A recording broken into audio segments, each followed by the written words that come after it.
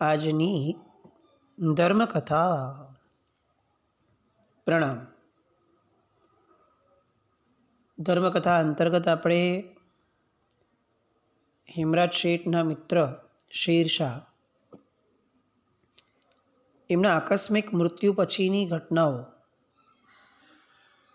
અને એમની પાછળ થયેલી દિલ્હીના તખ્તની હિલચાલો એ વિષય સુધી પહોંચ્યા છે. આપણે જોયું કે શેરશાહની પોતાના દીકરાઓ માટેની સંસ્કારની ધારા કેવી હતી કે પોતે આદિલ ખાનને કહી ગયો હતો રાજગાદી પર બેસવા માટેનું, અને તેમ છતાં આદિલ ખાન પોતે એના ઈશ્વરની બંદગી માટે એટલો બધો લાલાયિત હતો કે એણે રાજગાદીનો ત્યાગ કર્યો. પોતાના નાના ભાઈ જલાલ ખાન, જે પાછળથી સલીમ શાહના નામે પ્રસિદ્ધ થયો હતો ઇતિહાસમાં,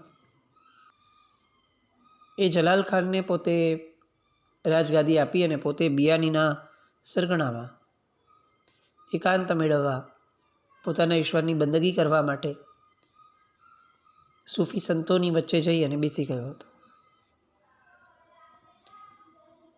શેરશાહની પૂર્વ જિંદગી અને પછીની જિંદગી એ બંનેનું પ્રતિબિંબ જાણે આ બંને દીકરાઓ હતા, એવી રીતે બંનેએ શેરશાહનો એ સ્વભાવ વહેંચી લીધો હશે.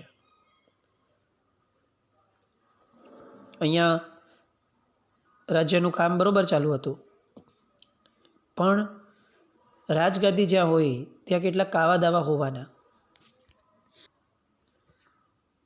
સત્તા હોય ત્યાં સત્તા લાલસુ લોકો હોવાના, અને એમાં પણ જ્યારે સત્તા કોઈ નબળી રીતે આવી હોય ત્યારે તો નબળી પદ્ધતિઓ, નબળી રીતભાતો એ બધું બહુ સાહજિકપણે ચાલવાનું. અને એ ન્યાયે સલીમ શાહનો સાળો મુબ્રિઝ ખાન એ હવે પોતાનો રંગ બતાવવાનો શરૂ કરે છે. સૌથી પહેલાં સલીમ શાહની બેગમને, એટલે કે પોતાની બેનને, એ ભડકાઉ વાતો કરી અને એના મનની અંદરમાં કેટલાક ભ્રમ ઊભા કરાવડાવે છે. એ ભ્રમ સલીમ શાહ સુધી પહોંચાડાવે છે. જ્યારે એવું લાગ્યું કે આ સલીમ શાહને બહુ મોટી અસર નથી કરતા, તો એ વાર તહેવારે સલીમ શાહને કેટલીક વાતો આડકતરી રીતે સંભળાવાય એવી રીતે બોલતો ગયો. આપણને ઘણીવાર એવું લાગે છે કે આપણે નબળું ઘણું બધું સાંભળીએ છીએ, વાંચીએ છીએ, પણ એની અસર બહુ લેતા નથી. પણ હકીકત કંઈ જુદી હોય છે. આપણી દરેક દૃષ્ટિપાત કરેલું દ્રશ્ય અને દરેકે દરેક શબ્દ જે આપણે સાંભળ્યો છે, શ્રાવ્ય બન્યો છે, એ બધાની મગજ ઉપર એક અસર હોય છે. અને એટલે જ આપણે ત્યાં શુભ નિમિત્તોની અંદર રહેવા કીધું છે અને અશુભ નિમિત્તોથી દૂર રહેવા કીધું છે. ઘણા બધા બુદ્ધિજીવીઓ એવી વાતો કરે છે કે જો ખરેખર સાધુપણું પાળવું હોય, જો ખરેખર મોક્ષલક્ષી જીવન જીવવું હોય, જો ખરેખર કર્મો સામે લડવું હોય, તો પછી સમાજની વચ્ચે રહી, પરિવારની વચ્ચે રહી, ઉપસર્ગોની વચ્ચે રહીને કેમ નથી જીવતા? એ લોકો આપણા દીક્ષા જીવનને કે સંન્યાસ જીવનને એ ભાગી જવું એ અર્થમાં એ લોકો ઘટાવે છે. પહેલી વાર સાંભળતા કદાચ આપણને એમ લાગે કે વાત તો સાચી છે, ભાઈ અહીંયા રહીને જીવો. પણ જ્યારે પ્રેક્ટિકલી વિચાર કરીએ ત્યારે ખ્યાલ આવે છે કે મનુષ્યનું મન જે છે એ દરેક વ્યક્તિની અંદરમાં એટલું કઠણ નથી હોતું, દરેક વ્યક્તિનું સત્વ એટલું ખીલ્યું નથી હોતું. એટલે એક વ્યક્તિને જે સિદ્ધાંત લાગે એ સિદ્ધાંતથી બીજા વ્યક્તિને તોલી ન શકાય. કેટલાક ચોક્કસપણે નિમિત્તોની સામે લડી શકે, પણ બધા જ ન લડી શકે. અને એટલે નિમિત્તોની વચ્ચે રહી અને નિમિત્તોના શરણે વહી જઈ અને પોતાનું અમૂલ્ય જીવન ગુમાવી દેવું, એના કરતાં કદાચ કોઈને એવું લાગતું હોય કે આપણે નિમિત્તોથી ડરીને ભાગી ગયા, તો જો ફાયદો થતો હોય જીવનની અંદરમાં અને પોતાની લક્ષ્યની પ્રાપ્તિ થતી હોય તો કદાચ આવું ડરીને ભાગી જવા જેવું પણ એમાં ખોટું શું છે? કોઈને જ્યારે ખ્યાલ આવે કે ભાઈ કોઈ ચોર લૂંટારાઓ સામે લડતા લડતા હવે આપણી પાસે કંઈ બચ્યું નથી અને હવે મૃત્યુ એ જ વિકલ્પ છે, એવા સમયે અગર એ ભાગી જાય છે તો એ ખોટો નથી, કારણ કે જીવ બચાવવા માટે જે કરે છે એ તો વ્યાજબી છે. તો જેવી રીતે બાહ્ય રીતે દેખાતો જીવ બચાવવા માટે પોતાના રિસોર્સિસ, પોતાની શક્તિઓ જ્યારે ખૂટી જાય એવા સમયે ભાગી જવું એ વ્યાજબી ગણાયું છે. એવી રીતે સાધનાના ક્ષેત્રની અંદરમાં જ્યારે આપણને એમ લાગે કે નિમિત્તોનું જોર આપણા કરતાં વધી ગયું છે, એવા સમયે એમાંથી ખસી જવું એ એટલું જ વ્યાજબી ગણાવવું જોઈએ. એટલે કેટલીક બુદ્ધિજીવીઓની વાતો જે ભ્રમ ફેલાવે છે, એ ભ્રમને બહુ યોગ્ય રીતે સમજવા જેવો છે. ઘણીવાર આવું કહેવામાં આવે છે અત્યારના સમયમાં કે તમે વિષયોની સામે રહો, વિષયોની સાથે રહો, વિષયોનો ભોગવટો કરો અને એમાં વિરક્તિ કરો તો તમારા વૈરાગ્યની કિંમત છે. આવા મત કેટલાક નવો પંથ પોતાનો શરૂ કરનાર એવા વ્યક્તિઓના હોય છે, પણ બહુ સાહજિક વાત છે. આ ચેલેન્જિંગ લાગતું કામ એ કદાચ મનને એ સમયે ગિયર અપ કરી શકે, પણ પ્રેક્ટિકલી દરેક વ્યક્તિ માટે શક્ય નથી હોતું. એટલે આપણે ત્યાં સેફ રસ્તો મૂક્યો કે ભાઈ બધા નિમિત્તોથી દૂર વયા જાઓ, કારણ કે નિમિત્તોની જીવ માત્ર ઉપર એક અસર છે. એવી રીતની અસર અહીંયા આ સલીમ શાહ ઉપર પણ થઈ. એને જે કહેવામાં આવ્યું, એના મગજની અંદરમાં જે ઘુસાડવું હતું, એની માટે જે વસ્તુઓ એને બતાવવામાં આવી, એ બધી ભલે બેઅસર સાબિત થતી હતી, પણ કંઈક અસર છોડીને જતી હતી. એ અસર ત્યારે વર્તાય કે જ્યારે કાબુલ સાઈડથી એક ગુપ્તચર આવ્યો અને ખવાસ ખાન સાથે મળવા માટેની એણે રજૂઆત કરી. ખવાસ ખાનને સંદેશો મોકલાવ્યો, પણ ખવાસ ખાન એ બિયાનીના વાતાવરણની અંદરમાં એટલો બધો મશગુલ હતો અલ્લાહની બંદગીમાં, સૂફીઓના સહવાસની અંદરમાં, કે એને એ સમયે અહીં પાછા આવવાનું એ સમયે મન ન થયું. અને ત્યારે સલીમ શાહે સાંભળેલી બધી એના મનની વાતો, મુબરીઝ ખાને જે એના મનમાં ઘુસાડવી હતી, એ બધી વાતો એ એકદમથી ઉદયમાં આવી.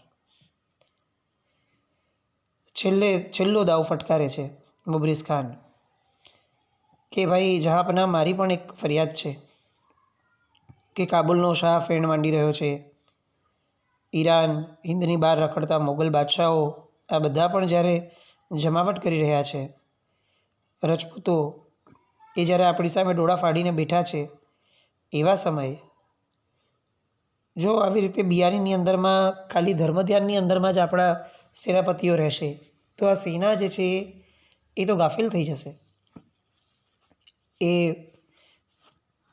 માયકાંગલી થઈ જશે. લડવાના કોઈ પણ પ્રકારના એના મનસૂબાઓ એ ટકશે નહીં. અને ત્યારે સલીમ શાહને આ વાત બહુ યોગ્ય લાગે છે અને એક બહુ જ નબળો નિર્ણય એ ત્યાં લે છે પરિસ્થિતિને વશ થઈને, કે મોટાઓએ ઘણા વર્ષો સુધી ગાડું ખેંચ્યું, હવે આપણે મોટાઓને આરામ આપીએ. એ લોકો આમ પણ બહુ દિવસ જહેમતો ઉઠાવી અને થાક્યા હશે, તો આપણે એનું કામ કરી લઈએ. અને ત્યારે સિપે સાલાર ખવાસ ખાનની ગેરહાજરીમાં આખી સલ્તનતનું જે કામકાજ છે એ બધા જ કામકાજ માટે મુબરીઝ ખાનને એ નિયુક્ત કરવામાં આવે છે. એક એવું પગલું કે જે પગલાંને કારણે આખો ઇતિહાસ બદલાય છે. એક એવું પગલું કે જે પગલાંના કારણે સલીમ શાહ પોતે એક એવા વમણની અંદરમાં ફસાતો જવાનો છે કે જેમાંથી બહાર આવવું એની માટે અશક્ય થવાનું છે. આ બાજુ થોડાક સમય પછીથી ખવાસ ખાનને સમાચાર મળ્યા કે પોતે આવી રીતે પોતાના સ્થાનથી દૂર કરાયા છે, જેની નોંધ પણ એમના સુધી પહોંચાડવાનું સલીમ શાહને યોગ્ય નથી લાગ્યું. પણ સાથે બેઠેલા આદિલ ખાને એમને સમજાવ્યું કે અલ્લાહની બંદગીમાં બેઠેલા માણસને આવો ક્રોધ અને આવું અહંકારનું જે વચન છે એને બહુ મેટર ન થવું જોઈએ, એને બહુ અસર ન થવી જોઈએ એની. કેમે કરીને સમજાવે છે. ખવાસ ખાન એ સમયે શાંત થઈ જાય છે. પણ હવે આ મુબરીઝ ખાન સલીમ શાહ પાસે એક એવું પગલું ભરાવડાવે છે કે જે પગલું એમની માટે અંતિમ અને કાતિલ સાબિત થાય છે.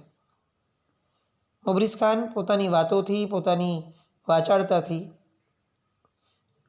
સલીમ શાહના મનની અંદરમાં એવું ભેરવી દે છે કે આ જેટલા પણ સેનાપતિ વગેરેઓ ત્યાં છે એ બધાને એટલા માટે બોલાવાઈ રહ્યા છે કે આપણું રાજ્ય, આપણું શાસન અહીંયાથી નબળું કરી અને બધાને ત્યાંથી શાસન કરાવડાવવું છે. સલીમ શાહ વિચારે છે કે જે માણસે અહીંયાથી મળતી રાજગાદી છોડી દીધી એ માણસ ત્યાં જઈને આવું કેમ કરે? પણ અતિ શબ્દ એવો છે, વારંવાર જેનું આ સેવન થાય ને એ વિચારણા બની જાય. અને એવું અહીંયા થયું. વારંવાર આ સાંભળવામાં આવ્યું, વારંવાર આવા અનુભવો દેખાડવામાં આવ્યા ન હોય ત્યાંથી પણ. એટલે એના મગજમાં ઘર કરતું ગયું. છેવટે એ વિચારધારા એ ક્રોધમાં પરિણમતી ગઈ. અને મુબરીઝ ખાન એ પોતાની વ્યૂહરચનામાં આબાદ રીતે સફળ થયો. અંતે એ સલીમ શાહ પાસેથી એવો નિર્ણય કરાવડાવી શક્યો કે આદિલ શાહને ગમે તેમ કરી અને દિલ્હી લાવવામાં આવે.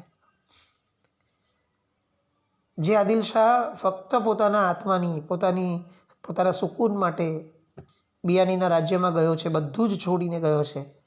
ત્યાં અહીંયાની સલ્તનતોનું એક પણ જેને કહી શકાય કે શાહી તત્વ એણે પોતાના હસ્તક રાખ્યું પણ નથી. એ આદિલ શાહ ઉપર અહીંયા હવે આને ભ્રમ અને ભય ઊભો કરાવ્યો. એવું ફરમાન બહાર પાડ્યું કે મુબરીઝ ખાને જઈ અને આદિલ શાહને અહીંયા લઈ આવડાવો. બહુ નબળું ફરમાન હતું. પોતાનો મોટો ભાઈ છે, આખું જગત જેને બહુ જ સારી રીતે પૂજી રહ્યું છે સજ્જન વ્યક્તિ તરીકે, એવા વ્યક્તિ માટે આવી રીતનું ફરમાન બહાર પાડવું એ બહુ મુશ્કેલ હતું. પણ જ્યારે વ્યક્તિ ભ્રમની અંદરમાં અંધ બને છે ત્યારે એ શું કરે છે એની એક પણ ગતાગમ એની માટે ઉપસ્થિત હોતી નથી. મુબરીઝ ખાન ગયો. એને તો એનો દાવ અજમાવવાનો હતો. એને સામાન્ય રીતે એવું જણાવવામાં આવ્યું હતું કે ભાઈને અહીંયા બહુમાનપૂર્વક લઈ આવજો. પણ ત્યાં જઈને એણે પોતાના રંગ દેખાડ્યા. આદિલ શાહ પાસે ગયા, જઈને બધી વાત કરી. સામાન્ય રીતે આદિલ શાહે તો બહુ જ સારી રીતે એને આવકાર આપ્યો અને એને કહ્યું કે તમે પણ અહીંયા બેસો આ સૂફી સંતો સાથે અને તમારા મગજને શાંત કરવા માટેની જે પ્રક્રિયા છે એની અંદર તમે પણ જોડાઓ. આ મગજની શાંતિ જ તમને શીખવાડશે અને તમને સમજાવશે કે આ જન્મ એ કેટલો મહત્ત્વનો છે અને એની અંદર ખુદાની બંદગી એ કેટલી વધુ મહત્ત્વની છે. પણ મુબરીઝ ખાનને મન તો આ બધી વસ્તુઓનો કોઈ અર્થ નહોતો. એણે આદિલ શાહને કહ્યું કે તમને જહાંપનાહ જે છે સલીમ શાહ એ તમને દિલ્હી બોલાવે છે. આદિલ શાહે કહ્યું કે હમણાં તો દિલ્હી આવવું એ કોઈ ધારણામાં નથી. એમને કે એવું હોય તો અહીંયા આવે, મળવું હોય તો. બહુ સામાન્ય ભાઈઓ તરીકેની વાતો ચાલુ હતી, પણ મુબરીઝ ખાને આ વાતને બહુ અલગ રીતે મૂકી અને એણે એમ કહ્યું કે શહેનશાહનું ફરમાન છે, એમનો આદેશ છે. આદિલ શાહે કહ્યું કે અહીંયા આદેશ કયો ચાલે? આ તો સૂફી સંતોનું નગર છે, અહીંયા તો અલ્લાહનો આદેશ ચાલે. પણ એ વાતને ફરી ઊંધી રીતે મુકાઈ અને એમ કહ્યું કે મને એવું જણાવવામાં આવ્યું છે કે કોઈ પણ પ્રકારે એમને લઈ આવવા. આદિલ શાહ પૂછે છે કે કોઈ પણ પ્રકાર એટલે શું? અને ત્યારે કહેવામાં આવ્યું કે જો આપ પ્રેમથી આવો તો બહુ ઉત્તમ, ન આવો તો આપને ઘેરીને આપને સોનાની બેડી પહેરાવીને પણ દિલ્હી લઈ આવવા. અને આ વાતથી બિયાનીનું આખું સરગણું ખળબળી ઉઠે છે. ખવાસ ખાન સીધી પોતાની શમશેર બહાર કાઢે છે. આસપાસ રહેલા સૈનિકો એ બધા જ આ મુબરીઝ ખાનને ખતમ કરી દેવા માટે તત્પર બન્યા છે. પણ આદિલ શાહ અને એની પોતાની સજ્જનતા એ બંને અહીં કામમાં આવે છે. આદિલ શાહ સમજાવે છે એને કે તું જે કરી રહ્યો છે તે ખોટું છે. મારો ભાઈ ક્યારેય આવી રીતે ફરમાન ન પાડે. પણ મુબરીઝ ખાનને કંઈને અર્થ ન હતો. અને સલીમ શાહ એને સેનાપતિ બનાવી અને એવો ફસાઈ ગયો હતો કે હવે અત્યારે જે પણ કરે એમાં એનો સ્ટેમ્પ એ એને દેખાઈ આપતો હતો. શાહનો બંદો બનવા માટે ગયેલો આદિલ શાહ એ હવે આ શહેનશાહના નામ ખાતર એને દિલ્હી જવા માટેની વાત સ્વીકારી. એ સમજાવે છે કે તું કયામતનો વિચાર કર, તું જે તહોમત લગાવી રહ્યો છે એ સાવ વ્યર્થ છે. કોઈ એક કબૂતર જાણે બાજ ઉપર તરાપ મારે એવી વાત છે. મને કેમ મારા ભાઈ પ્રત્યે જરા પણ આવી રીતે ઈર્ષ્યા હોય, મારે કેમ એનું રાજ્ય પચાવી પાડવું હોય? એનું રાજ્ય તો મને જ મળ્યું હતું, મેં જ છોડીને એને આપ્યું છે, હું કેમ પચાવી પાડું? પણ આદિલ શાહના બંને હાથમાં બેડીઓ રખાવડાવી. રૈયતને પણ કેટલોક ઇન્સાફ અને કેટલીક બેઇન્સાફી જોવા મળી. આદિલ શાહ બધાને જે તલવાર કાઢીને ઊભા હતા એ બધાને શાંત કરે છે. જો મારે તલવારનો ભરોસો કરવો હોત તો હું આ તસ્બીને હાથમાં ન લેત. અફઘાન સત્તાના અફઘાનોની શમશેરોથી મારે ભાગલા નથી થવા દેવા. મારો ભરોસો આજે પણ તલવારમાંની તસ્બીમાં છે. એમ કહી અને એણે પોતાના પ્રેમી ભક્તોને વચ્ચે પડવાની ના પાડી. દિલ્હી લઈ જવા માટે રસ્તો આગળ વધે છે. આ શાહી ફકીરને કોઈ વિશેષ દુઃખ દર્દ ન હતા. એને તો એમ થયું કે અલ્લાહની મરજી છે, એ કહેશે ત્યારે જિંદગીની કસ્તી છોડી પણ દઈશું, એમાં શું, એની ઈચ્છાથી જે થાય છે એ થાય છે. આ બાજુ ખવાસ ખાન એ પોતાની વિશેષ સહનશક્તિને હવે ટકાવી ન શક્યો અને એણે બદલો લેવા માટે હાકલ કરી. વેરની છાયા એને ઘેરી બેઠી. લાંબા સમયથી ધૂંધવાઈ રહેલો અગ્નિ એ હવે જ્વાળા સ્વરૂપે ફાટી નીકળ્યો અને એણે સૈન્યનો જમાવ કરવા માંડ્યો. અફઘાન સત્તા એમાં બે વિભાગ પડવા લાગ્યા. બહાદુર ખવાસ ખાનનો હુમલો કરવો એ સલીમ શાહ માટે લગભગ અશક્ય જેવું અને અતિ મુશ્કેલ કહી શકાય એવું કાર્ય હતું. મુબરીઝ ખાનના ભરોસે કદાચ એણે કેટલીક વસ્તુઓ કરી તો લીધી, પણ એ ત્યારે એ વિચારી ન શક્યો કે ખવાસ ખાનની સામે લડવું એ તો કેવી રીતે શક્ય બનવાનું. અને હવે આ સલીમ શાહની મૂંઝવણ વધી. આ રાજ્યમાં કોણ પારકું ને કોણ પોતાનું એની એને સમજણ ન પડવા લાગી. આ મુબરીઝ ખાનના રંગડંગ પણ અજીબ થવા લાગ્યા. આદિલ શાહને જેલમાં નાખ્યો. સલીમ શાહની ના હોવા છતાં પણ એની પર કેટલાક જુલમો ગુજારવામાં આવ્યા.